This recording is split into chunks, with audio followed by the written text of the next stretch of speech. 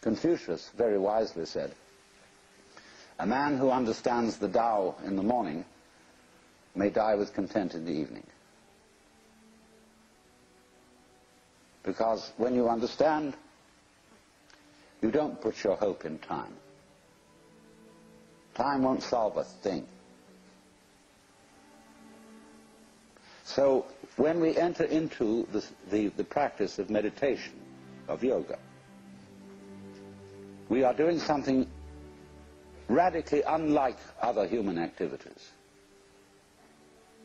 Of course, the way yoga is sold in the United States, like everything else, is that it's supposed to be good for you. It isn't. It has nothing to do with anything that's good for you. It's the one activity which you do for its own sake, and not because it's good for you, not because it will lead anywhere, because you cannot go to the place where you are now, obviously. Yoga is to be completely here and now. That's why the word yog means join. Get with it. Be completely here and now. This is the real meaning of concentration, to be in your center. And the Christian word for sinning in Greek is amatanin, which means to miss the point.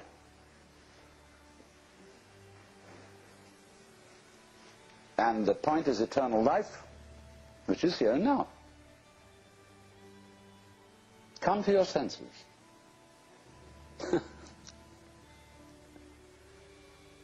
So yoga is defined in Sanskrit, in the Yoga Sutra, Yogas Chitta Vritti Nirodha. Difficult to translate, but roughly, yoga is the stopping of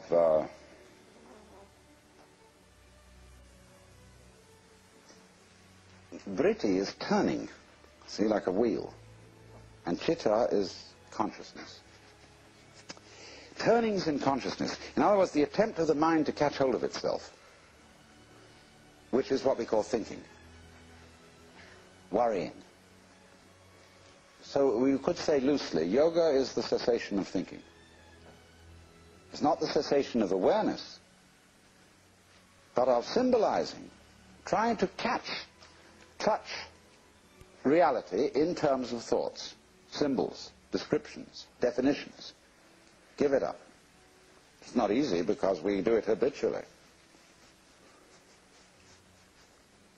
But until there is silence of the mind, it is almost impossible to understand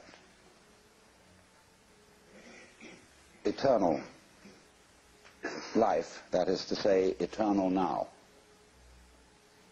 If you could come to the place where you suspend conceptions. Conceptions in Sanskrit are called vikalpa. And so this state is called nirvikalpa, not conceptual. And this will be basic to everything I'm going to talk to you about. To understand non-verbal reality, non-conceived reality, what I call suchness, tathata. It's really very easy. It's too easy. That's why it's difficult. But that when you are fully aware and not thinking, you will notice some amazing absences. There is no past. Can you hear anything past, incidentally? Can you hear anything future? They're just not there to the plain sense of one's ears. Ears are easiest to begin with. Can you hear anyone listening to something else other than sound, you know? Can you hear the listener? No? Well, then presumably it's not there. then you become again as a child. And simply forget all that you ever were told and contemplate what is. All these ghosts go away. That's weird. But they just go.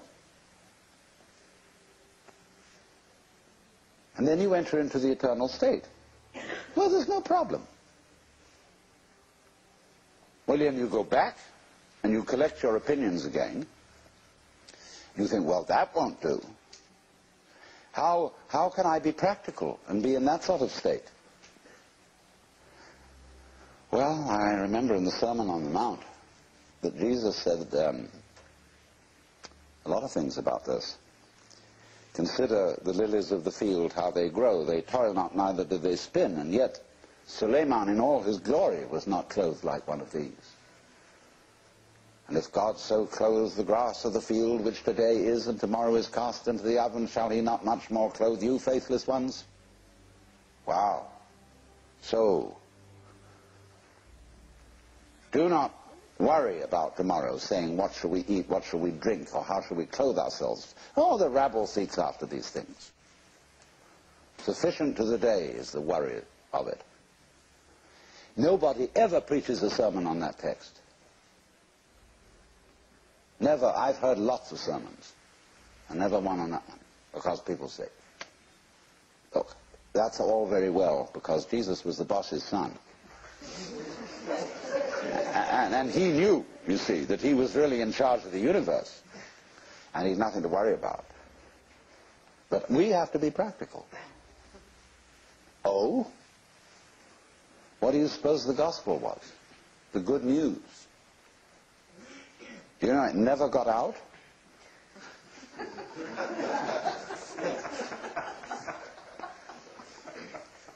You too are the boss's son. That was the gospel. If Jesus had lived in India, they wouldn't have put him to death. Because everybody in India knows that we're all God in disguise. So if he had said, I and the Father are one, in India they would have said, hooray! You know? Lots of people in India know that perfectly well. But here, that's a no-no. Who the hell do you think you are? You own the place? You keep your position. You're just a creature, a critter. It's in the family system, it's in everything.